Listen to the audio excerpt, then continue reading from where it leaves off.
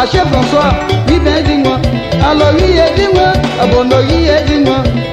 Adiko Cécile, abo oui yeye. Awuno Goshen, abo oui yeye. Chige Marguerite, abo oui yeye. Yeye. Alors oui ben dis-moi. Ati Marguerite, oui ben dis-moi. Ayela, ane boule mi adeo. Ayela, ane boule mi adeo. Ayela, ane boule mi adeo.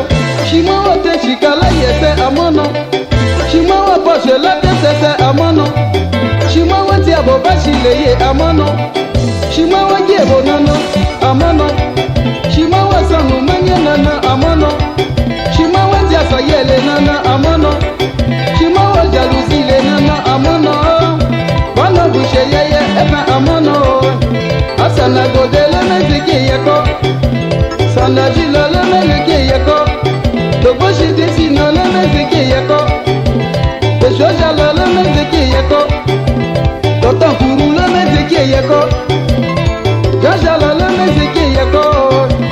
Jaja ningre le meziki yeko. Yapo Oscar le meziki yeko. Afebu Arieta le meziki yeko. Aferi le meziki yeko.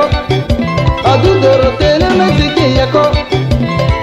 Radio le meziki yeko.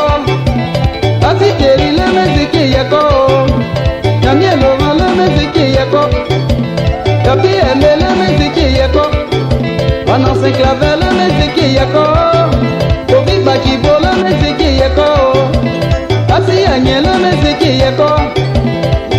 Alo le melaki yeko. Asi fedina le meziki yeko. Paris le meziki yeko.